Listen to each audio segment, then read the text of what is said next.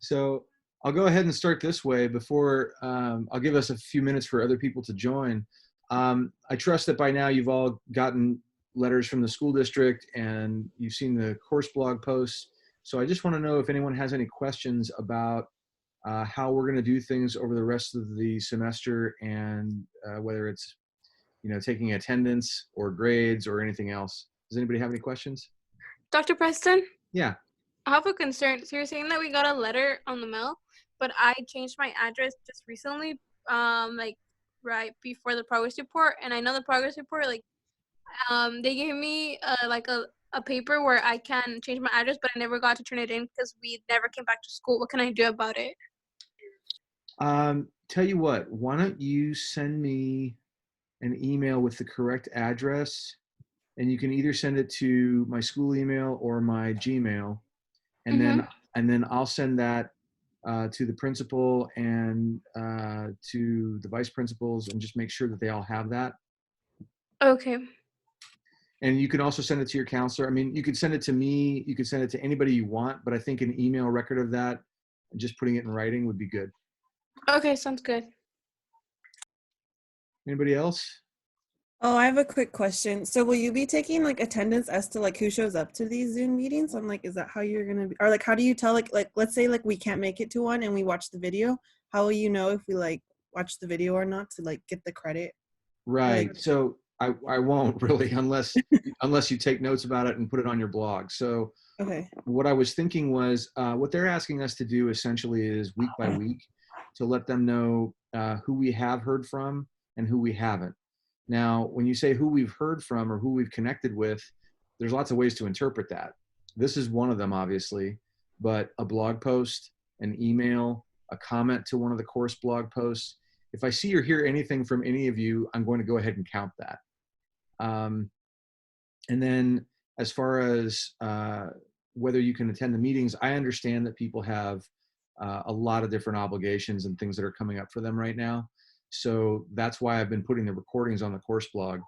And what I'm going to ask is if a person can't make the in-person meeting, that they take at least a few notes on a meeting that they've watched and then post that on their blog. And even that, I think what I said was, and I'm going to the course blog now so that I don't actually misquote myself.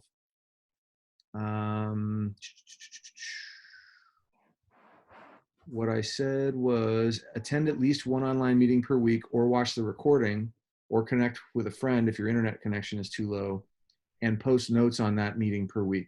So really what I'm asking is at minimum to post online notes or post notes on your blog from at least one meeting a week.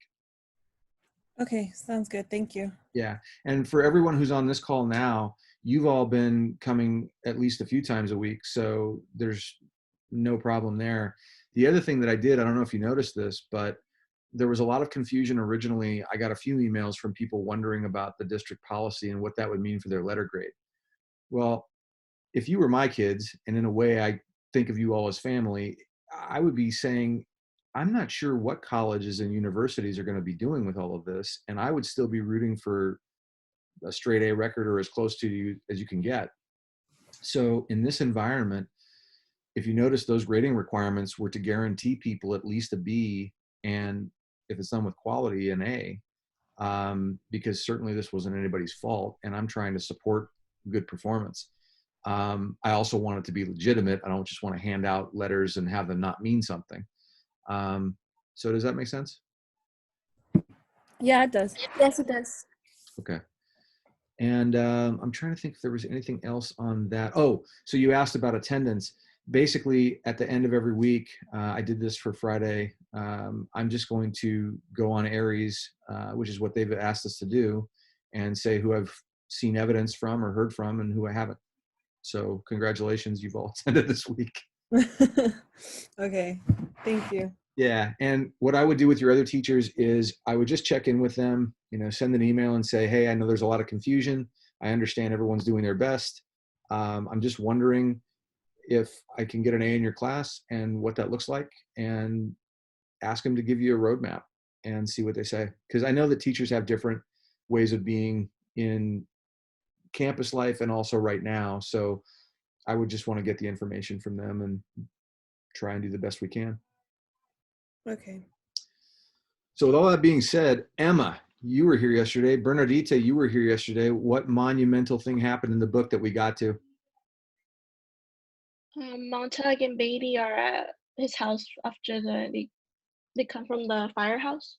Yeah. So from last week, you might remember that Faber gave him Montag that thing to put in his ear, and then he went to the firehouse. Well, he did. And while he was at the firehouse, an alarm came in, and they took off in the fire engine, and they pulled up to a house. And the last sentence I read was that Montag said, "Why," said Montag slowly, "we've stopped in front of my house." Now, this brings us to the third major section of the book. Part 3 is called Burning Bright. And this is the crazy illustrated version of the book that I have. What I'm going to do, and I got very excited. Before I got on this meeting today, I was playing with podcast equipment. And I've threatened to do this for years. And some students in my 6th period told me that they thought I should be in podcasting instead of teaching. And I took that personally. I said, "What are you saying? I got a great face for radio. Is that the idea here?" But I'm excited about it because I'm actually going to record an essay that I wrote about Fahrenheit 451. I'm also going to post a link to it. And the reason I'm going to post it even before we get to the end of the book is so that you'll have some time to take your time and read it, I hope. But you'll also have a model of how you can free write an essay. Now, for the AP exam, for those of you who are taking that, those are really highly constructed, tightly constrained formats. But writing in general doesn't really follow that. That's good if you want to pass a test, but I'm going to post my version of an essay on this book. I'm also going to record the spoken word version, so you'll have that too. And then as we get to the end of the book, which will probably be, I'm guessing, maybe early next week, we'll take our time, because now we get to, and we'll just wind up crafting what I hope is going to be your favorite essay that you've ever written. And I'll take questions along the way. Last thing before I start reading, for those of you in the AP, did you see the AP class that I posted? Did that video help? On Friday?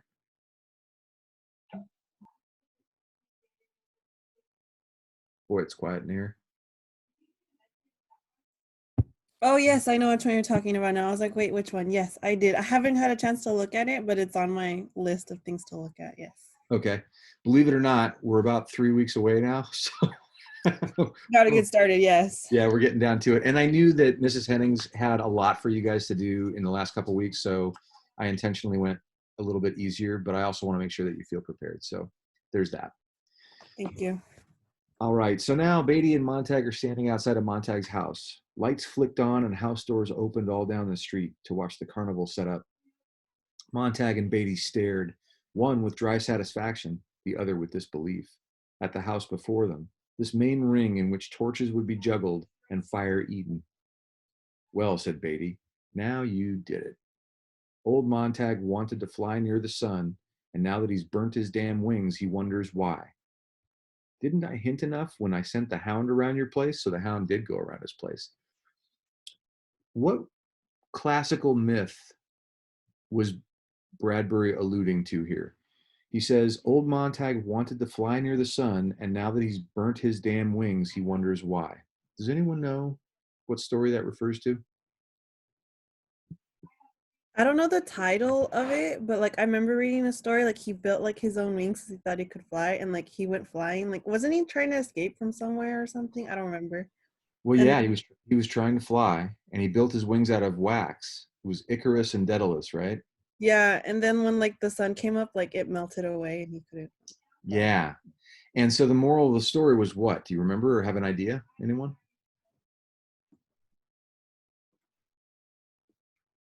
Was the moral of the story, hey, try and fly as high as you can because you're awesome and you get to? No. No, right? It was a warning. It was saying, don't try and go too far or get curious about things that aren't yours to be curious about. And this is interesting to me because in school, a lot of people will tell you, ask questions and be curious. But by the time you get to school, you have already been given so many lessons and stories about not being curious. Can anyone think of another one? I'll give you a hint. Meow. Yeah. What animal makes the meow sound? I'm going to walk you through this slowly. What animal makes the meow sound? Yeah. The cat. Right. What's the relationship between curiosity and Oh, the curiosity killed the cat or something like yeah, that. that's exactly right. Mhm. It's an old saying, right? Curiosity killed the cat. Mhm. I'll give you another clue. Anybody remember the story about the Garden of Eden?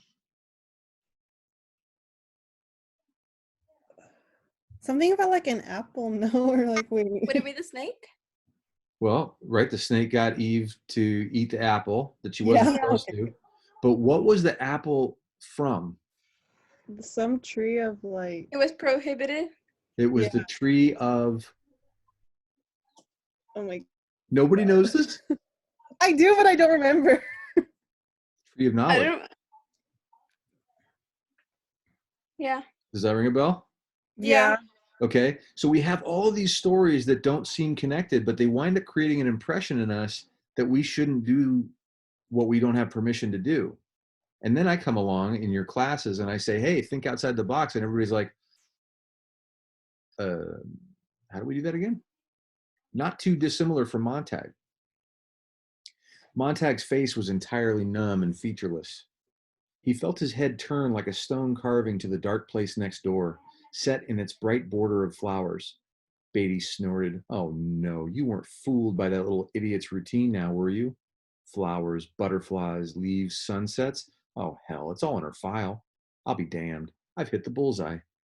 Look at that sick look on your face. A few grass blades in the quarters of the moon. What trash. What good did she ever do with all that?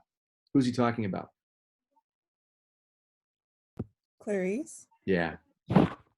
Montag sat on the cold fender of the Dragon, moving his head half an inch to the left, half an inch to the right. Left, right, left, right. She saw everything. She didn't do anything to anyone. She just let them alone. Alone? Hell. She chewed around you, didn't she? One of those damn do-gooders with their shocked, holier than thou silences, their one talent making others feel guilty. God damn, they rise like the midnight sun to sweat you in your bed. The front door opened. Mildred came down the steps, running, one suitcase held with a dreamlike clenching rigidity in her fist as a beetle taxi hissed to the curb. Mildred! She ran past with her body stiff, her face floured with powder, her mouth gone without lipstick. Mildred, you didn't put in the alarm. She shoved the valise in the waiting beetle, climbed in, and sat mumbling. Poor family, poor family. Oh, everything gone. Everything gone now. So it was Mildred that called in the alarm. I'm sorry that Elva isn't with us today. Remember how in the beginning of the book she thought that Mildred was a kind person? I didn't want to spoil this moment, but Beatty grabbed Montag's shoulder as the beetle blasted away and hit 70 miles an hour, far down the street, gone. There was a crash like the falling parts of a dream fashioned out of warped glass, mirrors, and crystal prisms. Montag drifted about as if still another incomprehensible storm had turned him to see stonemen in black wielding axes, shattering window panes to provide cross ventilation. The brush of a death's head moth against a cold black screen. Montag, this is Faber. Do you hear me? What's happening? This is happening to me, said Montag. What a dreadful surprise, said Beatty. For everyone nowadays knows, absolutely is certain, that nothing will ever happen to me. Others die, I go on. There are no consequences and no responsibilities, except that there are. But let's not talk about them, eh? By the time the consequences catch up with you, it's too late, isn't it, Montag? Montag, can you get away? Run? Asked Faber. Montag walked, but did not feel his feet touch the cement, and then the night grasses. Beatty flicked his igniter nearby, and the small orange flame drew his fascinated gaze. What is there about fire that's so lovely? No matter what age we are, what draws us to it? Beatty blew out the flame and lit it again. It's perpetual motion, the thing man wanted to invent, but never did. Or almost perpetual motion. If you let it go on, it'd burn our lifetimes out. What is fire? It's a mystery. Science gives us gobbledygook about friction and molecules, but they don't really know. Its real beauty is that it destroys responsibility and consequences. A problem gets too burdensome, into the furnace with it. Now, Montag, you're a burden, and fire will lift you off my shoulders, clean, quick, sure, nothing to rot later. Antibiotic, aesthetic, practical. Montag stood looking in now at this queer house, made strange by the hour of the night, by murmuring neighbor voices, by littered glass, and there on the floor, their covers torn off and spilled out like swan feathers, the incredible books that looked so silly and really not worth bothering with, for these were nothing but black type and yellowed paper and raveled binding. Mildred, of course. She must have watched him hide the books in the garden and brought them back in. Mildred, Mildred. I want you to do this job all by your lonesome, Montag. Not with kerosene and a match, but piecework with a flamethrower. Your house, your cleanup. Montag, can't you run? Get away? No, cried Montag helplessly. The hound, because of the hound. Faber heard, and Beatty, thinking it was meant for him, heard. Yes, the hound's somewhere about the neighborhood, so don't try anything. Ready? Ready. Montag snapped the safety catch on the flamethrower. Fire! A great nuzzling gout of fire leapt out to lap at the books and knock them against the wall. He stepped into the bedroom and fired twice, and the twin beds went up in a great simmering whisper, with more heat and passion and light than he would have supposed them to contain. He burnt the bedroom walls and the cosmetics chest because he wanted to change everything, the chairs, the tables, and in the dining room, the silverware and plastic dishes. Everything that showed that he had lived there in this empty house with a strange woman who would forget him tomorrow, who had gone and quite forgotten him already, listening to her seashell radio pour in on her and in on her as she rode across town alone. And as before, it was good to burn. He felt himself gush out in the fire, snatch, rend, rip in half with flame, and put away the senseless problem. If there was no solution, well, now there was no problem either. Fire was best for everything. The books, Montag.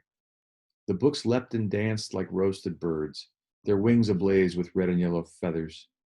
And then he came to the parlor, where the great idiot monsters lay asleep with their white thoughts and their snowy dreams. And he shot a bolt at each of the three blank walls, and the vacuum hissed out at him. The emptiness made an even emptier whistle, a senseless scream. He tried to think about the vacuum upon which the nothingness had performed, but he could not. He held his breath so the vacuum could not get into his lungs. He cut off a terrible emptiness, drew back, and gave the entire room a gift of one huge bright yellow flower of burning. The fireproof plastic sheath on everything was cut wide, and the house began to shudder with flame. When you're quite finished, Beatty said, you're under arrest. The house fell in red coals and black ash. It bedded itself down in sleepy pink-gray cinders, and a smoke plume blew over it, rising and waving slowly back and forth in the sky. It was 3:30 in the morning. The crowd drew back into the houses. The great tents of the circus had slumped into charcoal and rubble, and the show was well over. Montag stood with the flamethrower in his limp hands, great islands of perspiration drenching his armpits, his face smeared with soot. The other firemen waited behind him in the darkness, their faces illumined faintly by the smoldering foundation. Montag started to speak twice and then finally managed to put his thought together.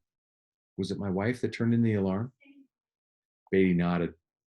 But her friends turned in an alarm earlier that I let ride. One way or the other, you've got it. It was pretty silly quoting poetry around free and easy like that. It was the act of a silly damn snob.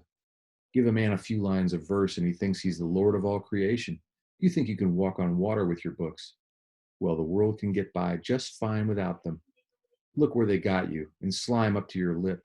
If I stir the slime with my little finger, you'll drown. Montag could not move. A great earthquake had come with fire and leveled the house, and Mildred was under there somewhere, and his entire life under there, and he could not move. The earthquake was still shaking and falling and shivering inside him, and he stood there, his knees half bent under the great load of tiredness and bewilderment and outrage, letting Beatty hit him without raising a hand. Montag, you idiot. Montag, you damn fool. Why did you really do it? Montag did not hear. He was far away. He was running with his mind. He was gone, leaving this dead, soot-covered body to sway in front of another raving fool. Montag, get out of there, said Faber. Montag listened. Beatty struck him a blow on the head that sent him reeling back. The green bullet in which Faber's voice whispered and cried fell to the sidewalk. Beatty snatched it up, grinning. He held it half in, half out of his ear. Montag heard the distant voice calling, Montag, are you all right? Beatty switched the green bullet off and thrust it in his pocket. Well, so there's more here than I thought. I saw you tilt your head listening. First I thought you had a seashell, but when you turned clever later, I wondered. We'll trace this and drop in on your friend. No, said Montag. He twitched the safety catch on the flamethrower. Beatty glanced instantly at Montag's fingers, and his eyes widened the faintest bit. Montag saw the surprise there and himself glanced to his hands to see what new thing they had done.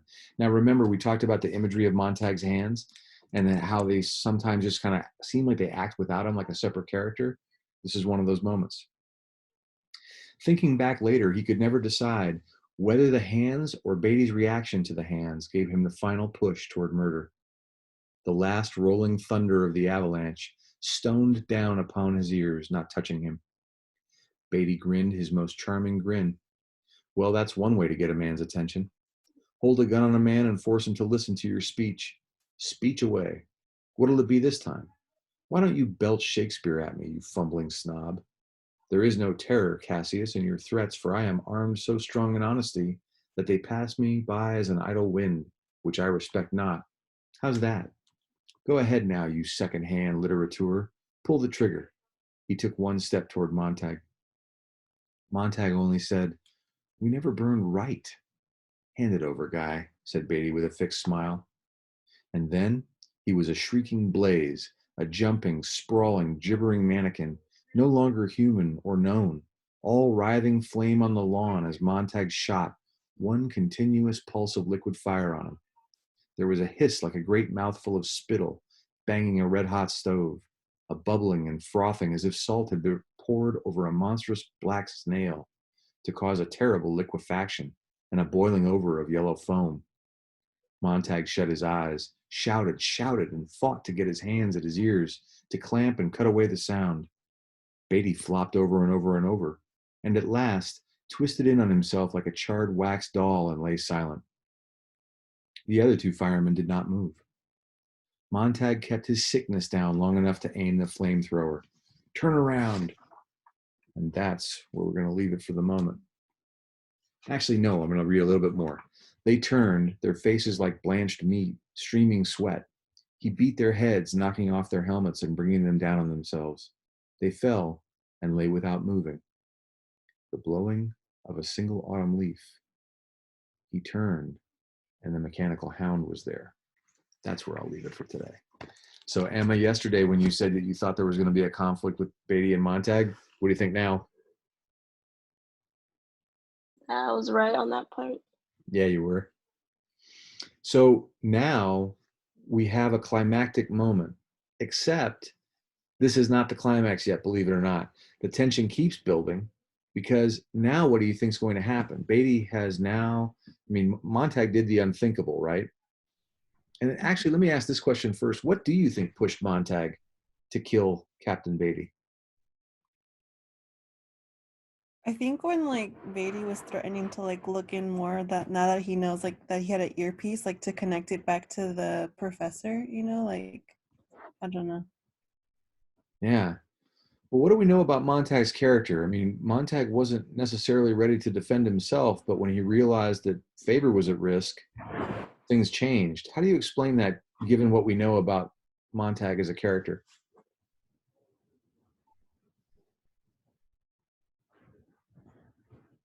I think it kind of shows like his compassion, like too, because like at the beginning, like he enjoyed like burning things, and then like even right now, as he was burning his house, he said that he like it almost like as he was describing it was enjoying like burning it all. Mm-hmm. But then the minute like someone else was brought into the conflict, like he right away was like willing to like shut that down in order for no one else to get hurt because of it.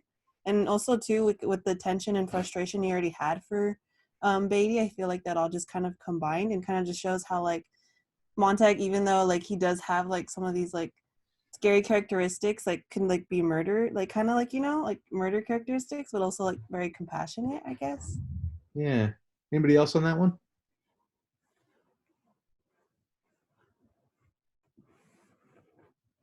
We've seen little bits of this throughout the book, right? When he meets Clarice, he really listens and he actually feels some feelings. When he sees Mildred overdose, he cares for her. In fact, when the next day, he doesn't directly confront her with it because he's sensitive to how she might feel. And he's also, he's a bit of a mush puff on the inside. When Clarice asks why he doesn't have any children, it's not necessarily his preference. It was Mildred, and we could see that influence from her friends. But all throughout, Montag's kind of a sweetie pie somewhere in his character.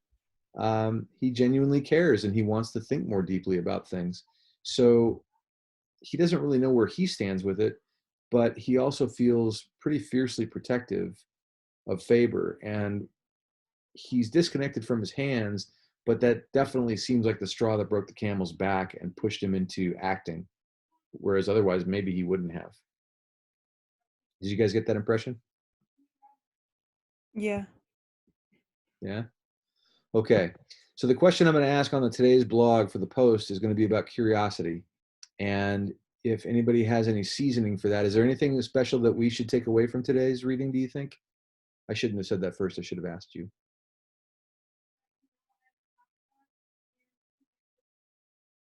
Do you have any questions about anything, or did anything jump out at you?